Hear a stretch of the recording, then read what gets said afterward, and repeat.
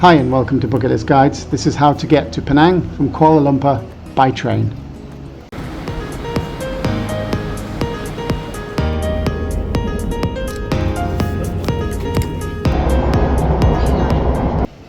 Now when we did this we were staying in Kuala Lumpur overnight and we were staying near the station. So the easiest way to get into the station was through the new central mall.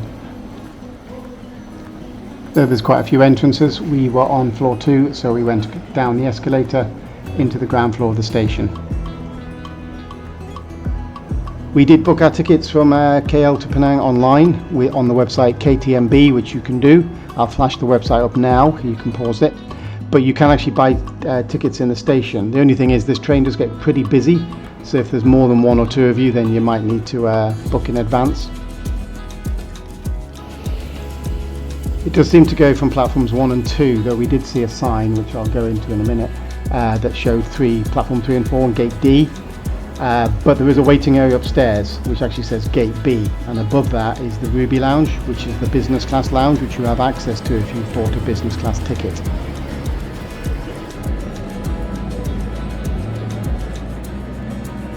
Now the Ruby Lounge is, as I said, is accessible to business class, and you can see it there just above where the standard class passengers wait.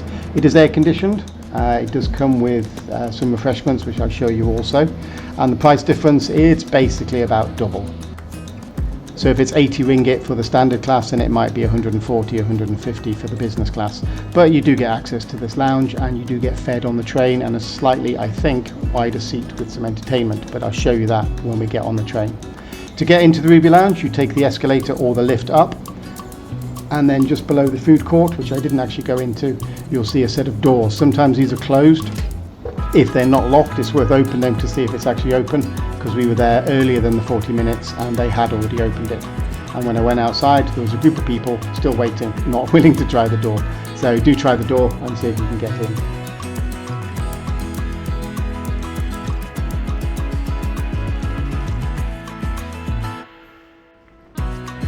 As well as the air conditioning, you've got free drinks. They've got Milo, tea Tarek and coffee, and hot and cold water.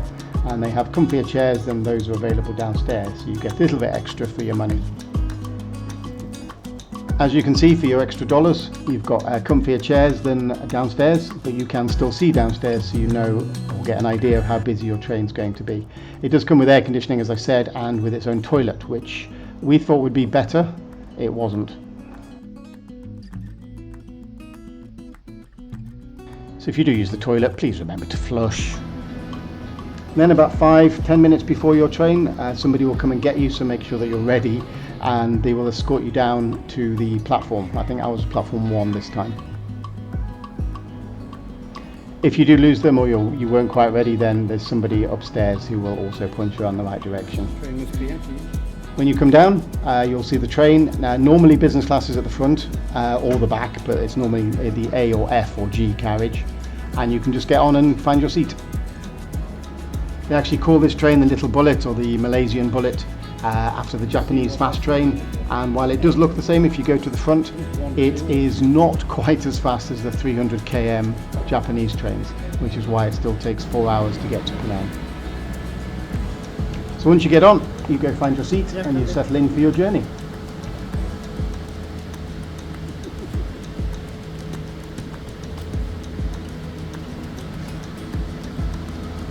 Though it doesn't look too busy, especially on the platform there, the train was pretty full, as you can see later when we go through the carriages. In business class, the seats are 2-1 configuration, and then in standard class they're 2-2. I didn't see a lot of difference between the seats, I'll be honest with you, but these ones do come with power. It's a British type Malaysian plug with USB chargers as well. And there's also a TV screen. It's not got movies on it, it does have YouTube. And as you can see here, it's in Malaysian there. It took me a little bit of time to find the flag, I don't know why. And you can check out what they've got in the buffet car. However, it seems that most things say they're sold out on here. I don't know if they deliver to the seats, but to be honest, you could do with stretching your legs. But when you get to the actual buffet car, which you'll see a little bit later on, they do have much more choice than it seems when you look at this. Now, I saw this on Josh Goes Slow's website. I'll put him in the description. but you can actually use YouTube, so we could watch our own videos from bucket list guides. Though of course anything else on YouTube as well, but that's the entertainment you've got. So if you're expecting movies, you're not going to get them, but still, it's a nice touch. So when we were trying this, when we first got on, they have a 3.5mm headphone jack, and we didn't actually have them, so we could watch it, but we couldn't listen to it. And trains in Malaysia are pretty good. So it left on time and then stopped at the first station, which was not very far away from KL Sentral, and confusingly is called Kuala Lumpur, which I'm sure has caught people out before, but it seemed to be a huge station with no one at it. It only stayed for a couple of minutes and then it pulled back out.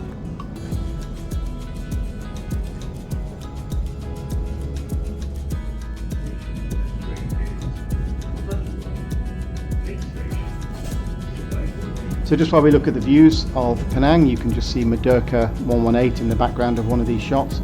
Is want to tell you why we took the train, really, because you can fly to Penang in an hour, of course not including check-in and time at the airport, or you can drive in 3 hours, so the train actually takes longer.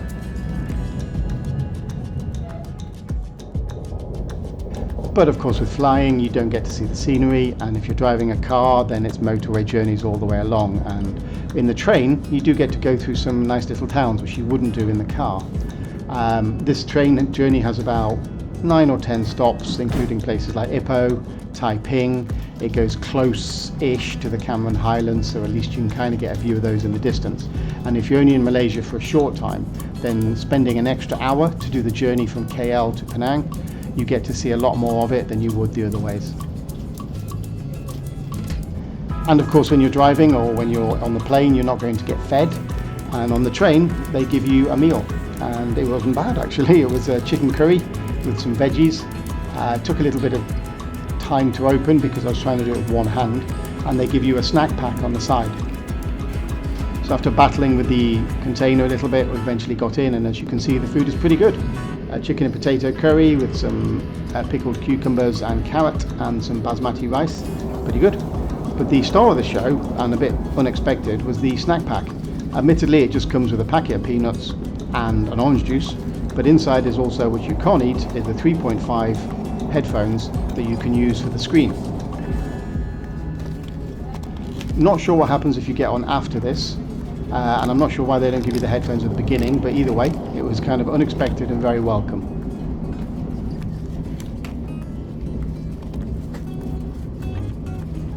They also didn't look particularly cheap. They look a bit like AirPods, sorry, showing my age there. And you can use them of course to watch the screen there.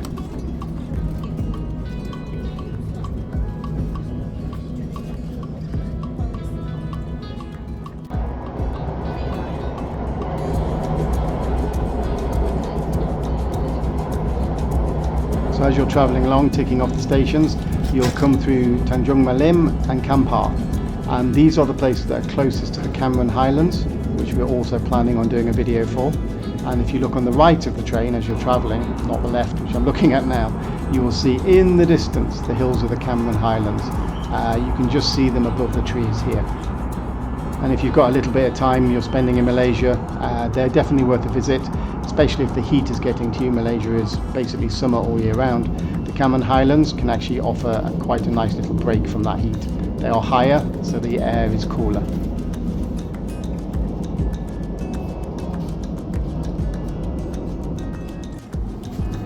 Now if you're doing this journey in standard class, you can see the seats here are in a 2-2 arrangement, but some of them do have tables, which would be quite useful if there's 4 of you travelling and you can book early.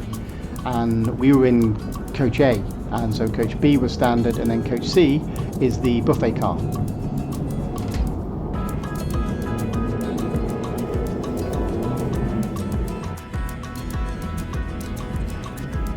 The buffet car has nice little seats if you want to get away from your own seat a little while. They also have hot and cold drinks, they have some ready meals they can microwave up for you, and they have snacks like peanuts and chips and stuff.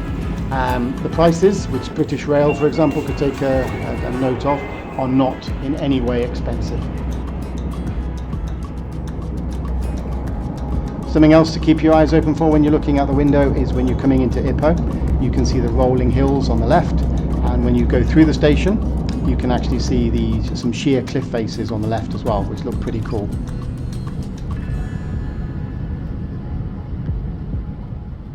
Ipoh is also worth a visit if you have some time in Malaysia. It's a nice little town with plenty of sightseeing around it.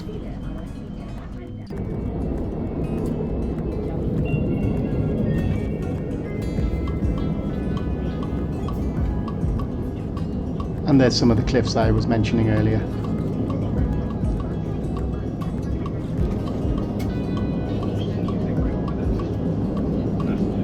After Ipoh station, the staff on the train clearly think you're wasting away because they come out of the snack cart in business class and they give you coffee or tea, and they also give you either a muffin or a sandwich or a little snack as well.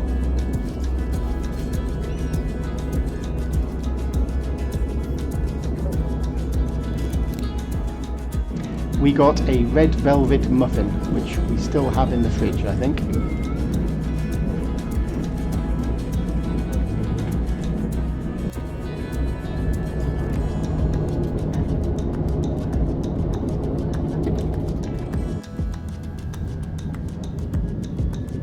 And the last big town that you come to, of any size really, before the outskirts of Penang, is a town called Taiping, which is also another little town that you could visit if you have some time. It has a zoo, it has lots of little museums and some great food.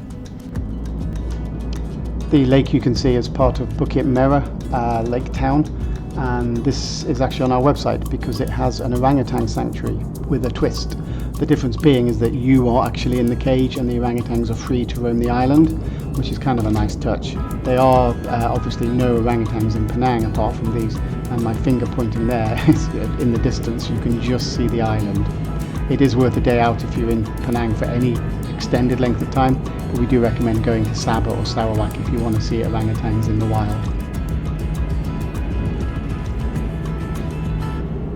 And with a dodgy zoom on a Samsung, you can just see the sanctuary there.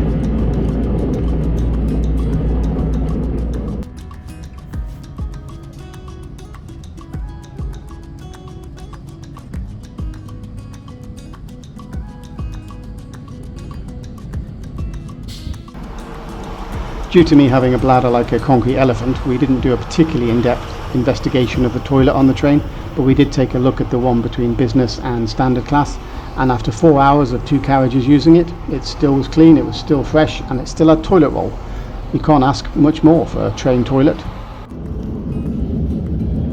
Once you cross over this bridge, it's kind of your cue or your hint to start getting ready to get off the train. It means you've got about 5 minutes, maybe a little less, before you pull into Butterworth station and you can go for the ferry to Penang. While we won't show you how to catch the ferry in this video, we do have that on the next video straight after this one. We will show you the platform, because it's quite a long one, and how to actually get out of the station.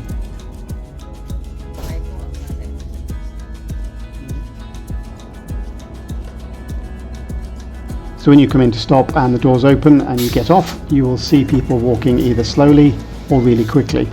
The people who are walking pretty quickly know the ferry timetable to Penang. We didn't, so we were walking quite slowly and we just missed the ferry by a few minutes. If you do miss a ferry, it's not the end of the world. They're about every half hour and about every 20 minutes during rush hour. We had to wait about half an hour because we just saw it disappearing off into the distance.